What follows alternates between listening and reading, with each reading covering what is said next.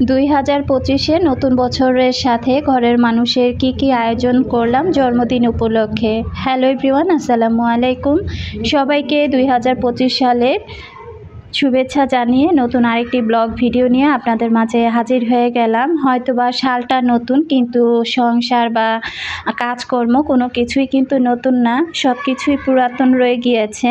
তো আজকে আমি এখানে একটু লুচি বানাবো। লুচির জন্য ময়দা নিয়ে নিয়েছি, আর এখানে একটু চিনি লবণ দিয়ে দিব, দিয়ে তারপরে ডোটা ভালো করে মাখিয়ে নেব। কেমন আছেন আমার সকল প্রিয় আপু ভাই আঙ্কেল আন্টিরা? আশা রাখছি কাছে দূরে দেশ এবং দেশের বাইরে যে প্রান্ত থেকে আজকে আমার নতুন আরেকটি ব্লগ ভিডিও দেখছেন না কেন, আল্লাহর অশেষ রহমতে সবাই বেশ ভালো আছেন। আমি বিথি, আলহামদুলিল্লাহ আমিও খুব ভালো আছি পরিবার পরিজন নিয়ে। 2025 সাল, তবে সকাল থেকে রাত পর্যন্ত কি করেছি সেটা নিয়ে আজকের ভিডিওটি সাজিয়েছি। হয়তো ভিডিওটা অনেক বড় হয়ে গিয়েছে, তো আমি আমার সকল প্রিয় আপু ভাইয়াদেরকে একটা রিকোয়েস্টই করব, যারা ভিডিওটি ক্লিক করবেন প্লিজ কমপক্ষে 5 থেকে 6 মিনিট ভিডিওটি দেখার চেষ্টা করবেন। আর যাদের একেবারেই হাতে সময় নেই তাদেরকে বলবো প্লিজ ভিডিওটি স্কিপ করে যেতে পারেন। তো যাই হোক, সারাদিনের কাজকর্ম নিয়ে যেহেতু ব্লগটি হয়েছে, তো 20 মিনিটে তো আর সারাদিনে কাজ করিনি। সকাল থেকে রাত পর্যন্ত অনেক কাজ করেছি, অনেক ঘন্টার একটা বিষয় ছিল। তারপরেও যতটুকু পেরেছি একদম ভিডিওটি কেটে ছেটে 20-এর নিচে আর আমি নামতে পারিনি। তো যাই হোক, আমি জানালাটা খুলে দিলাম, চাটা বসিয়ে দিলাম, ডোটা মাখিয়ে নিয়েছি। এখন থালা বাসনগুলো ধুয়ে নিচ্ছি। আসলে সকালবেলা উঠে তাড়াহুড়া করে কাজ করতে গেলে যা হয় আর কি। ডোটা যখন মাখাচ্ছিলাম তখন কিন্তু ময়দার সাথে একটু তেল দেবার দরকার ছিল, তো সেটা দিতে আর কি আমি ভুলে গিয়েছিলাম। পরবর্তীতে ডোটা মাখিয়ে আবার একটু আমি তেল দিয়ে নিলাম। তো এখানে আমি থালা বাসনগুলো অফ ক্যামেরাতে সবগুলো থালা বাসন খুব সুন্দর করে মেজে নিয়েছি, আর এখন এগুলো পরিষ্কার করে তো ঝুড়িতে ছড়া দিয়ে দিব। সকাল সকাল উঠে এই সিঙ্কের থালা বাসনগুলো 2-1টা যাই থাকে আগে আমি ধুয়ে ফেলি। তো সিঙ্কটা যদি পরিষ্কার থাকে তাহলে কিন্তু কাজ করতেও শান্তি লাগে। রান্নাবান্না যেহেতু করতে হবে, তো তার আগে আমি এখানে মুরগির মাংসগুলো আগে ভিজিয়ে নিচ্ছি। ঘুরে ফিরে কিন্তু আমাদের প্রতিটা মেয়েদের কাজ একই থাকে। আমি গত ভিডিওতে বলেছিলাম যে আজকে আমি কয়েকজন আপুর কমেন্ট আর কি, গত ভিডিওতে অনেক আপুদের কমেন্ট পড়তে পারিনি। তো এই তো ধীরে ধীরে আমি সব আপুদের কমেন্ট পড়ে নেব। আরেকটি কথা, আজকের পরে আগামী যে 2টা ভিডিও যাবে সেই 2টা ভিডিওতে আমি আগেই ভয়েস দিয়েছিলাম, তবে সেখানে আমি কোনো আপুদের কমেন্ট পড়তে পারিনি বা রিপ্লাইও দিতে পারবো না। তো যেহেতু ভয়েসটা আগে দেওয়া ছিল তাই আর কি, তো সেই ভিডিও 2টা পরপর এমনিতেই যাবে। তো এখানে আমি এই যে খুব সুন্দর করে ডোটা কিন্তু আরও কয়েকবার ভালো করে হাতে ময়ান করে নিয়েছি। আর এখন এই যে ছোট ছোট লেচি কেটে তারপরে আমি লুচিগুলো ভেজে নেব। রাহুল হক আইডি থেকে আপু কমেন্ট করেছিল, আপু আমি ইন্ডিয়া থেকে বলছি, আমার নাম শাবানা, আমার নাম নিও তাহলে আমি বুঝবো তুমি আমার কমেন্ট পড়েছো। তো এই তো শাবানা আপু, আপনার নামটা আমি নিয়ে নিলাম। তো আসলে অনেক সময় কমেন্ট ভিডিওর মাধ্যমে না পড়লেও কিন্তু আমি চেষ্টা করি কম বেশি সব আপুদের কমেন্টগুলো ওইভাবে পড়ে নেওয়ার জন্য। হয়তোবা সময়ের অভাবে একটা লাভ রিক দিয়ে রেখে দেই, ওইভাবে হয়তো ধন্যবাদটা জানাতে পারি না। তো আশা করছি আপুরা বুঝতে পারবেন। তো এখানে আমার এক এক করে কিন্তু আমি সবগুলো লুচি ভেজে নিয়েছি। গতকাল রাতের একটু মুরগির মাংস ছিল, সেটাই এই যে গরম করে নিয়েছি। আর লুচি যেহেতু 2 মা মেয়ে খাবো, তো বেশি করে আর তেমন একটা বানাইনি। তো এটাই ছিল আমাদের 2025 সালের সকালের নাস্তা। অফ ক্যামেরাতে এই রুমের ঘর বিছানা আর কি সব কিছুই গুছিয়ে নিয়েছি। এখন শুধু সোফাগুলো ঝেড়ে নিলেই হয়ে যাবে। তো তারপরে এই রুমের বিছানাটা গুছাতে হবে। আর এই যে শীতের দিন মানেই লেপ কাঁথা কম্বল দিয়ে বিছানা একেবারে ভরে থাকে। শীতের দিনে কিন্তু কাজ অনেক গুণ বেশি থাকে গরমের চাইতে। তো সারা বিছানা জুড়ে দেখবেন যেমন লেপ কাঁথা কম্বল, তেমনি সারা ঘর দুয়ার জুড়ে কিন্তু একদম শীতের পোশাক আশাক দিয়ে ভরা থাকে। আমার কিন্তু তেমন একটা শীতের পোশাক পরতে হয় না। সারাদিন যে কাজ করি সেই কাজের মাধ্যমেই কিন্তু হাত পা এমনিতেই গরম হয়ে থাকে। মনে হয় এত শীতের মধ্যেও কাজ করতে করতে এমনিতেই প্রচুর গরম লেগে যায়। আবার দেখা যায় এই শীতে গরম পানি ছাড়া অনেকে গোসল করতে পারে না। তো আমার কিন্তু তেমন একটা গরম পানি লাগে না। আসলে কাজের উপর থেকে যখন সাথে সাথে ওয়াশরুমে চলে যাই তখন দেখা যায় ঠান্ডা পানি দিয়ে খুব সুন্দর করে গোসল করে ফেলি। তো এদিকে কিন্তু আমি বিছানা ঝেড়ে নিয়েছি, আর সাইডে যে টি টেবিলটা সেটাও দেখলাম যে ভালোই ধুলা পড়েছে। আর ওইটা ঝাড়তে গিয়ে আবার দেখতে পাচ্ছি যে ফুলগুলোর মধ্যে অনেক ধুলোবালি পড়ে আছে। তো তাই আর কি আর্টিফিশিয়াল ফুল আর সাথে ফুলদানিটা খুব সুন্দর করে একটু পরিষ্কার করে নিচ্ছি। আর সবসময় তো কাজের মধ্যেই থাকি, হালকা পাতলা যখন যেখানে যা ময়লা দেখি সাথে সাথে ক্লিন করবার চেষ্টা করি। এমডি আরাফাত থেকে আপু লিখেছিল, কেমন আছো আপু, তোমাকে নতুন বছরের শুভেচ্ছা আপু, তোমার নামে আমার একটা যা আছে, আমার নাম নূপুর। তো আপুকে অসংখ্য ধন্যবাদ জানাচ্ছি। তো আসলে নামে নাম থাকে, চেহারাও মিল থাকে, এরকম কিন্তু অনেক আপুরা আছে। কথা আইডি থেকে আপু লিখেছিল, আপু তুমি এত ভিডিও করে কাজ কেমনে করো একটু বলো তো। তো কথা আপুকে বলছি, আসলে আপুর নাম কি আমি তো জানি না, তবে আইডির জিমেইল আইডির নামই হচ্ছে কথা। তো আসলে আমি যখন কাজ করি তখন কিন্তু আমার ক্যামেরাটা অনই থাকে, তাই এত কাজ করার ভিডিও আমি আপনাদের মাঝে শেয়ার করতে পারি। আর এপাশে আমার যে একটা এই যে দোয়ার একটা ওয়ালমেট বলেন, এটা টানিয়ে রেখেছি, তো এটাও আমি একটু পরিষ্কার করে দিলাম। তো পুরো রুমটা কিন্তু আমি এর মধ্যে গুছিয়ে খুব সুন্দর করে এই রুমটা আমি ঝাড়ু দিয়ে ফেলেছি। মোটামুটি এই রুমের আমার কাজকর্ম শেষ। 2025 সাল। তো আজকে কিন্তু আমি আমার ডাইনিং টেবিলটাকে একদম আর কি পুরাতন জিনিস দিয়ে নতুন করে সাজাবো, শুধু ও টেবিলের কভারটাই আর কি নতুন থাকবে। আর এই কভারটা যেহেতু অনেক দিন হয় বিছানা হয়েছে, তো একটু ময়লাও হয়েছে, তো ভাবলাম যেহেতু বছরের প্রথম দিন, তো আজকে ডাইনিং টেবিলের কভারগুলো আমি চেঞ্জ করে নিব। তো উপরের পানি কালারের যে এই যে পেপারটা আছে এটা আমি উঠিয়ে এটা আমি খুব সুন্দর করে আজকে ধুয়ে ফেলবো। তার আগে আমি এই যে কভারগুলো তুলে নিচ্ছি, গ্লাসটাও খুব সুন্দর করে ক্লিন জার দিয়ে এখন পরিষ্কার করে নেব। লাইফস্টাইল অফ আফরিন থেকে আপু লিখেছিল যে, বিথি আপু তুমি কোন কোম্পানির ফোন ইউজ করো এবং মডেল সহ একটু বলো প্লিজ। তো আপুর উদ্দেশ্যে বলে দিচ্ছি, আমার আসলে কোন কোম্পানি বলতে এটা রিয়েলমি, আর এটার মডেল ছিল RMX 3710। তো আপু যদি ভিডিওটি দেখে থাকো আশা করছি ছোট্ট করে একটি কমেন্ট করবে। আর এই তো এদিক থেকে আমি আমার ডাইনিং টেবিলটা খুব সুন্দর করে পরিষ্কার করে নিচ্ছি। চেয়ারের মধ্যে ভিতরে কিন্তু তাও যতই কভার লাগানো থাক একটু কিন্তু ধুলোবালি যেই থাকে। তো ব্রাশের সাহায্যে আমি কিন্তু আজকে পুরো ডাইনিং টেবিলটা আর সাথে চেয়ারের যত ডিজাইনগুলো আছে যেখানে যেখানে সবগুলো ডিজাইন হাতে সময় নিয়ে তারপরে পরিষ্কার করেছি। যদিও ক্যামেরাতে একটু টেনে দেখিয়েছি, তবে এটা পরিষ্কার করতে কিন্তু আমার অনেকটা সময় লেগেছে। পাশে থেকে কিন্তু আমার ছোট কন্যা খুব সুন্দর করে ঘরটা ঝাড়ু দিয়ে নিচ্ছিল, তো বললাম যে দাও আমি পরিষ্কার করি। তো জুই আর কি বলতেছিল যে না দাও আমি ঝাড়ু দিয়ে ফেলি। আমি ডাইনিং টেবিলটা সরিয়ে এই তো দিয়েছি, আর মেয়ে ঝাড়ু দিয়ে নিচ্ছে। আজকে কিন্তু ডাইনিং টেবিলের সব কিছু সরিয়ে আমি খুব সুন্দর করে অফ ক্যামেরাতে আর কি পরিষ্কার করে নিয়েছি। তারপর আরেকবার মুছে নিব। আর এই পেপারটা যেহেতু ওয়াশরুমে ধুতে গেলে কেমন যেন আমার একটু খারাপ লাগা কাজ করে, তাই আর কি একদম ফ্লোরে বিছিয়ে গরম পানি করে নিয়েছি আর সার্ফ এক্সেল নিয়ে নিয়েছি। এটা দিয়ে খুব সুন্দর করে এভাবে পিট ও পিট করে আমি পরিষ্কার করে নিব। তারপরে এই যে গোসলখানায় নিয়ে বালতিতে করে সুন্দর করে ওয়াশ করে আমি বারান্দায় মেলে দিয়েছি। আর বিকেলবেলা যেহেতু বিছাবো তো ততক্ষণ এটা শুকিয়ে যাবে। আর এখন আমি ঘরটা মপ করে নিব। এর মধ্যে কিন্তু রান্নাঘরে যত থালা বাসন ছিল সব কিছু আমি গুছিয়ে ফেলেছি, সবগুলো ফার্নিচারও আমার পরিষ্কার করা হয়ে গিয়েছে। দুইটা বারান্দাও আমি কিন্তু খুব সুন্দর করে আমি পরিষ্কার করে নিয়েছি। আমার অনেক আপুরা আমাকে নতুন বছরের শুভেচ্ছা জানিয়েছে। তো আমিও সেই সকল আপুদেরকে আমার তরফ থেকে নতুন বছরের শুভেচ্ছা জানালাম।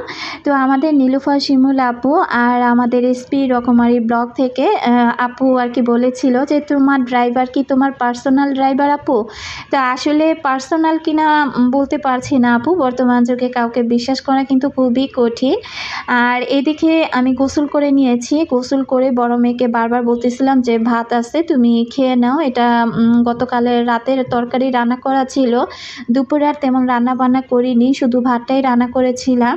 আর একটা তরকারি ছিল, সেটাই আমি ফ্রিজ থেকে নামিয়ে বারবার মেয়েদেরকে বলছিলাম যে খেয়ে নাও, কিন্তু তারা কেউ খাবে না। তো আমি একসাথে ভাত বেশি করে নিয়ে তারপরে এই যে বোলের মধ্যে মাখিয়ে বড় মেয়েকে খাইয়ে দিলাম, সাথে ছোটোজনকেও খাইয়ে দিয়েছি আর আমিও খেয়ে নিয়েছি। তো পুরুষ মানুষ ঘরে না থাকলে কিন্তু এভাবে ঝামেলা তেমন একটা থাকে না। তো দুপুরে রান্নাবান্নাটা কিন্তু আজকে তেমন একটা আমাকে করার দরকার পড়েনি। আর রাতের বেলায় যা রান্না করার করব। এখন কিন্তু আমি এই যে হোয়াইট কালারের নতুন একদম টেবিল কভারটা আমি বিছিয়ে নিচ্ছি। তবে আগের কভারের চাইতে এই কভারটা বিছানোর পর আমার কাছে কেন যেন দেখতে বেশ ভালো লাগছিল। আসলে হোয়াইট জিনিস দিয়ে যে কোনো জিনিস সাজালে সেটা কিন্তু খুব সুন্দর ফুটে ওঠে আর ঘরেরও মনে হয় সৌন্দর্য 2 গুণ বেড়ে যায়। তো এখানে আমি এই যে খুব সিম্পলভাবে টেবিলটা সাজিয়ে নিচ্ছি। শুধু আগের জায়গাতেই ফুলটা রেখে দিলাম আর 2টা টিস্যু রেখে দিচ্ছি আর একটা পানির জগ রেখে দিব। তো খুব সুন্দর করে সিম্পলভাবেই নতুন কভার দিয়ে ডাইনিং টেবিলটা সাজিয়ে নিয়েছি। এখন তো সন্ধ্যা হয়ে গিয়েছে, আমার কিন্তু অনেক ক্ষুধা লেগেছে। তো ভাবলাম যে রাতের রান্নাটা এখন বসিয়ে দিই, কারণ গ্যাস তো বাসায় নেই। আর শীত একটু বেশি পড়ার পর না গ্যাসটাও কিন্তু কেমন যেন একেবারে কমে গিয়েছে। তো এখানে আমি এই যে 1 কেজি দুধ দিয়ে দিলাম, আজকে একটু পায়েস রান্না করব। আর একটি কথা যে যেহেতু 2025 সাল জানুয়ারির 1 তারিখেই পড়েছে, তো ওই দিন কিন্তু আমাদের দুইজনেরই একসাথে জন্মদিন ছিল, জবার আব্বুর আর আমার। তো ভাবলাম যে এক ঢিলে 2 পাখি মারার মতো আর কি। একে তো 2025 সাল নতুন বছরের রান্নাবান্নার একটা ব্যাপার-স্যাপার থাকে, তার সাথে আবার দুইজনেরই জন্মদিন একই দিনে। তো চিন্তা করলাম যে যাই হোক তাহলে রান্নার আয়োজনটা মোটামুটি একটু করে ফেলি। তো এখানে আমি আমার জন্য কিন্তু না, ঘরের কর্তামশাইয়ের জন্য একটু পায়েস রান্না করছি আর বিরিয়ানি রান্না করব, তার সাথে একটু স্যুপ রান্না করব। তো এখানে আমি স্যুপটা এটা ছিল আমার চিকেনের পানি। তো চিকেনটা যে আমি সিদ্ধ করেছিলাম সেই পানিটা আমি ফেলে দিইনি, এটা বক্সে করে আমি নর্মাল ফ্রিজে রেখে দিয়েছিলাম। তো সবজি দিয়ে আর কি স্যুপ রান্না করব। এখানে আমি ফুলকপি, গাজর আর পেঁয়াজ পাতা দিয়ে দিয়েছি, দিয়ে ওই পানিটার মধ্যে বসিয়ে দিলাম। আর বিরিয়ানি রান্না করার জন্য আমি মশলা রেডি করে নিচ্ছি। এখানে আমি মরিচের গুঁড়া, ধনিয়ার গুঁড়া, লবণ, আদা রসুন বাটা আর বিরিয়ানির মশলা দিব, টক দই দিব, সাথে টমেটো সস দিব। তো সব কিছু দিয়ে আর দিব বাদাম বাটা, তার সাথে জয়ত্রী, জয়ফল। তো সব কিছু দিয়ে আমি মশলাটা এখন আর কি রেডি করে নিব। তো যাই হোক, এখন শিমুল উকিল আইডি থেকে একজন আপু অনেক বড় একটা কমেন্ট করেছে, যদিও কমেন্টটা গত ভিডিওর আগের ভিডিওতে করেছিল, তো আজকের ভিডিওতে আমি পড়ে নিচ্ছি। তো আপু আর কি এত বড় একটা কমেন্ট করেছে যে কি বলবো, আসলে কমেন্টটা আমি অল্প করে পড়ছি। তো আপু প্রথমত আমার ভিডিও রিলেটেড অনেকটা কমেন্ট করেছে, তারপর আর কি আপু লিখেছিল, আমি কোনো এক ভিডিওতে বলেছিলাম আপু আমার 3 ছেলে, তবে আর দরকার ছিল না।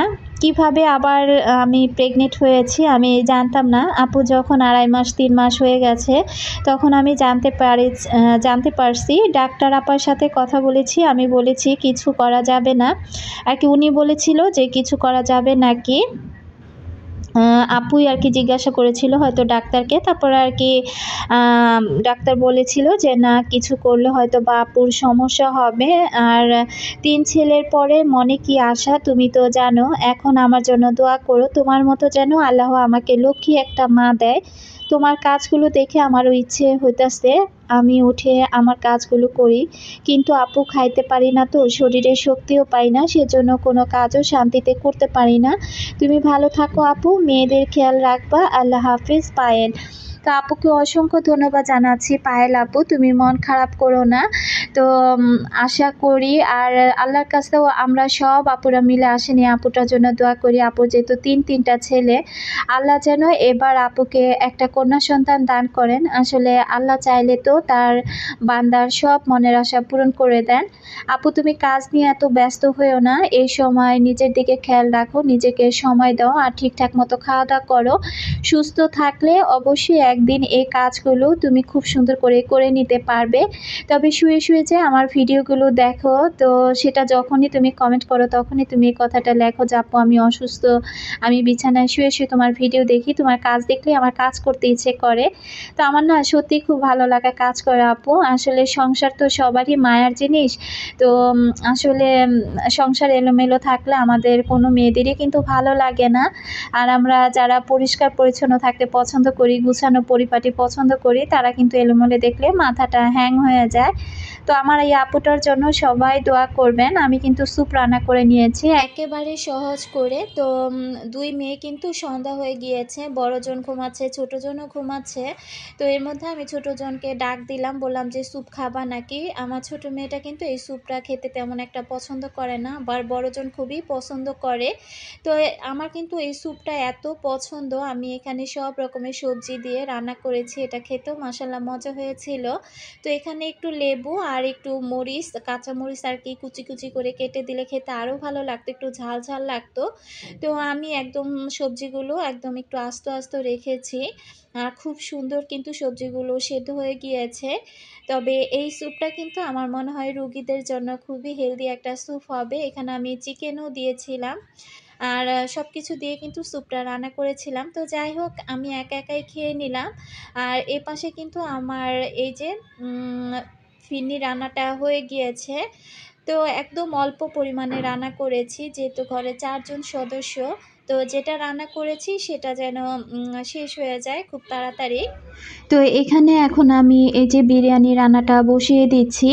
তো বেশ পরিমাণে তেল দিয়ে দিলাম। আজকে আর চালটাকে আলাদা করে ভাজবো না, একবারে মুরগির মাংসটা এখানে কষিয়ে তারপর আর কি এটার সাথে আমি চালটা ভেজে নেব, মাংস আর চাল আর কি একসাথে।